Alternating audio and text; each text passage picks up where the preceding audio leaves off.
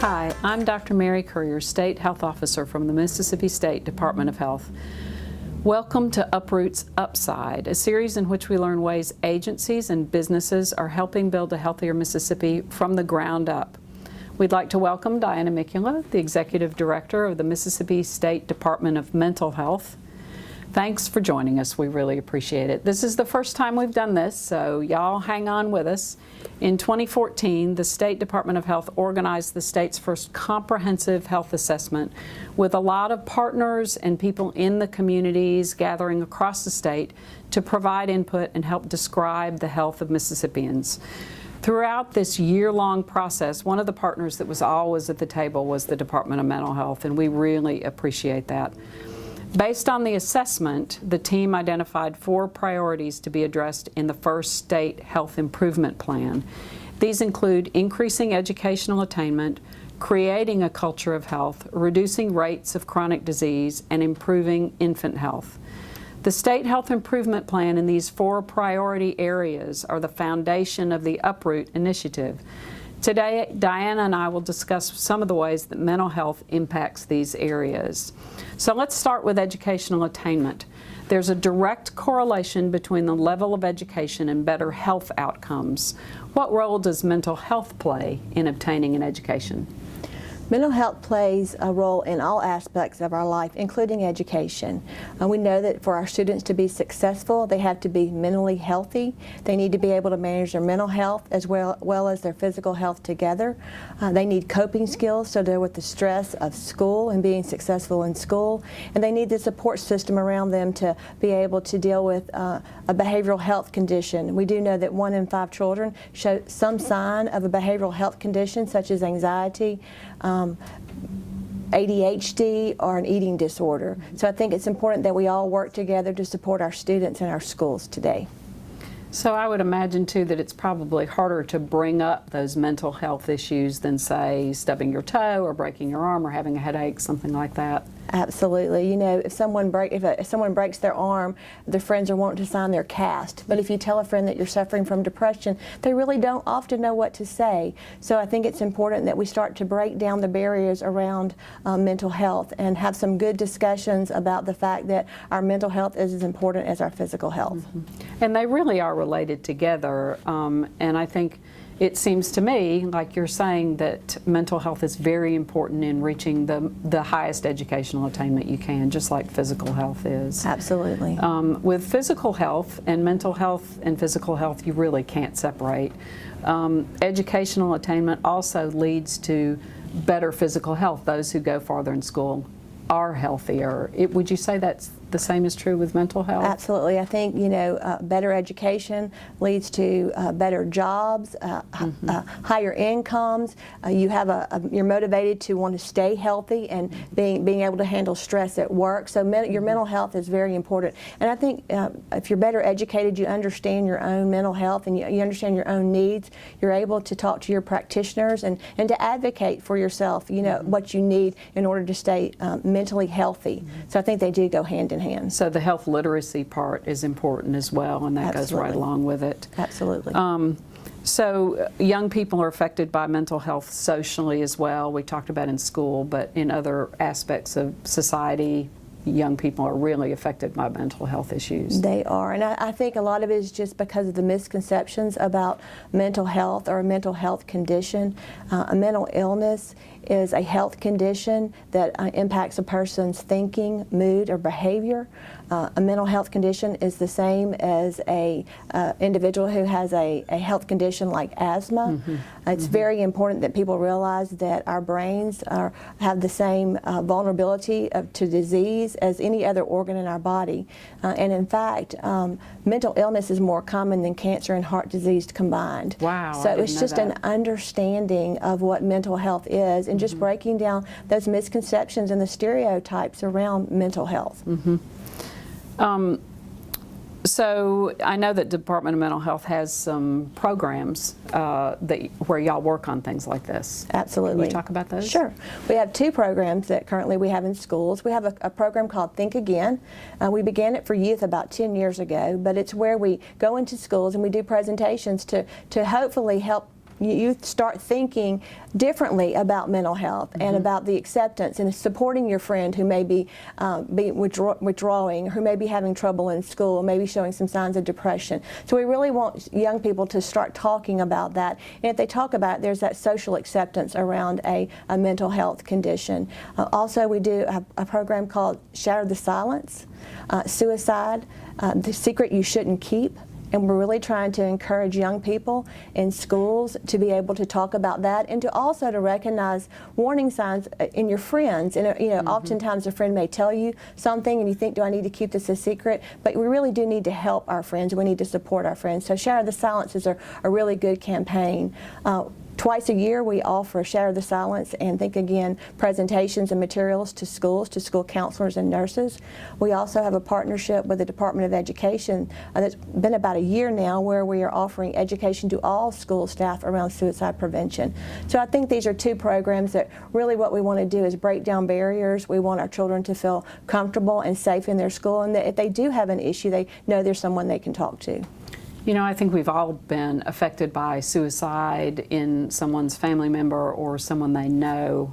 So that sounds really important for us to be able to, and kids to be able to recognize those signs. Absolutely. Moving on, if we want to talk about creating a culture of health in Mississippi, as far as physical health, I always talk about creating a culture of health instead of a culture of fried chicken and tater logs. So it sounds to me like what you're saying is with mental health, it would be no longer having a culture of silence, really. Exactly. You know, we'll talk to someone about our blood pressure, our cholesterol, or our body mass index, but we really don't talk to another person about our depression, or anxiety, or stress that we're experiencing. And we just have to learn that is our total well-being, is our mental health and our physical health. And we need to talk about those things, because everyone is going to experience something, some level of not being able to cope, and having some level of maybe some depression or anxiety. Just life's going to bring that, and so we need to be able to share that with others and talk about it and support each other. So essentially having friends and having that network is really important too, and being able to reach out and talk about those things. Absolutely. Okay. So if you're talking about the Department of Mental Health, and this is sort of how you deal with outside the agency, you're talking about how the public needs to talk about and understand mental health issues. Do you have things going on within the agency in that same realm as far as a culture of health? Sure, and we do need to make sure that our employees are embraced, and that we support them, and we want them to be mentally healthy. We want them to have good physical and mental health. And so in our organization, we do things like walks and health screenings. We actually have a wellness committee. We ask our employees, what do you want in our agency? Because we want to support you. We know that we all need to be the best person that we can be for our families, so we offer employee assistance programs. I think many agencies do that as well, but we really need to encourage our employees to take care of themselves. There's a lot of stress in your job, you have a lot going on at home, and we need to make sure that they have the ability to know that we care about them and that we want them to be physically healthy, mentally healthy, and so we do that through offering programs, exercise programs, health screenings, just anything that can support their mental health and their physical health, and a total wellness. Which are really so wrapped up together. Absolutely. You can't separate them, even though we try to talk about them separately. We have tried for a long time to change what's in our vending machines at the health department. Yes. It's very difficult to do that. That's right. But, you know, one step at a time, right? That's right. Yeah. So reducing rates of chronic disease is another one of our 4 priorities.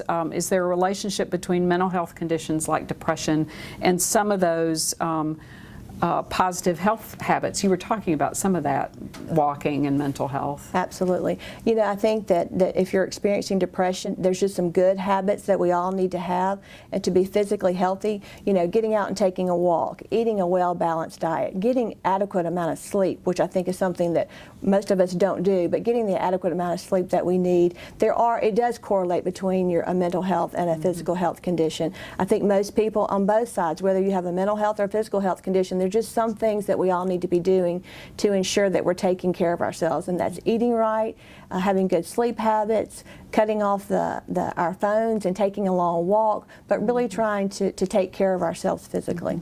And sleep has become we've learned so much more about sleep and how necessary it is for physical health and well-being and for mental health. And it used to be something we'd brag about not needing. Exactly. Oh, I only need 2 hours of sleep at night, but it's really, that's not a smart thing to do, is No, it? it's not at all. Okay. So do you think it's easier to maintain physical health with mental health? Which one do you think is easier? Is that something?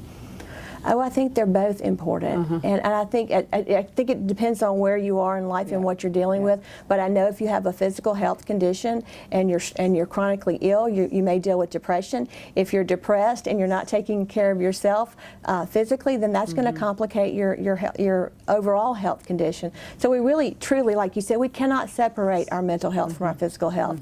We've got to focus on total well-being and just being the best that we can be and taking care of ourselves from all aspects of our life. So maybe we need to rename our groups. Well, you did say that your group is called a wellness group. It is a wellness group. So that group, can apply yes. to both things. That's great. So are there particular chronic diseases that go along with mental health issues? Like, are there more mental health issues with diabetes or anything like that? I think often we see in any chronic health condition, you usually see depression, because if someone has gotten a chronic health disease and they're not feeling well, you do get depressed because you're not able to do maybe the same things you were doing. You may not have the same amount of energy. You may not be as active, and so that we do see depression oftentimes with people who have a chronic health disease that they're dealing with. That makes sense. Yeah, I hadn't thought about it that way. And as an agency, do you deal sometimes with that correlation? Do you have things working on those sorts of issues? I know, for example, we have falls management for people who are elderly and things like that, but do you have special things for people with chronic diseases and mental health issues? Well, we really have a new campaign that we've started in May, and we're started in collaboration with other state agencies, and it's just a Think Again campaign. And we just want you to throw out all the misconceptions about mental health and physical health and just look at your total overall well-being and talk about being a healthy person and having healthy habits. Our partnerships with the Department of Health, the Mississippi chapter of NAMI, the Mental Health Association in South Mississippi, and the Mississippi Public Health Institute. And we just want to work together for people just to think differently and just to think about overall health and wellness and not really say a mental health condition or a physical health condition, but just overall health.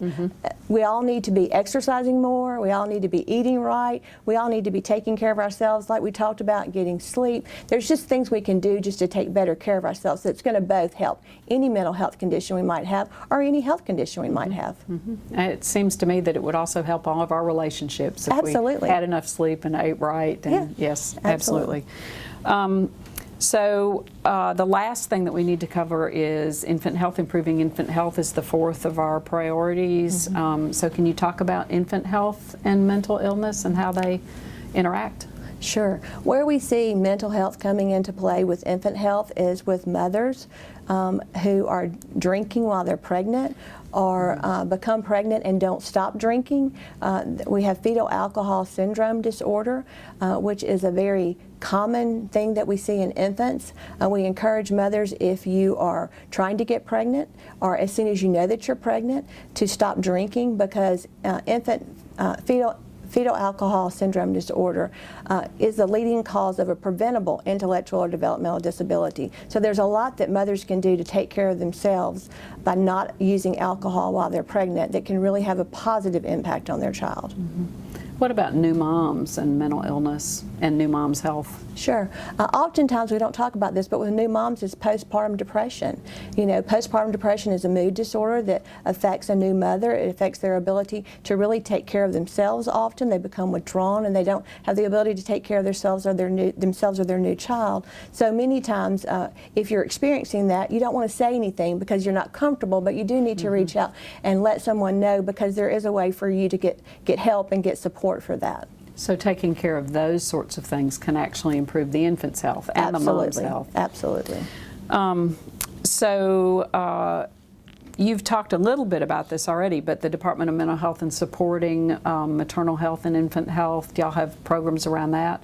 You've got some substance use things going on, right? Yes, we do a lot around substance use disorders and treatment.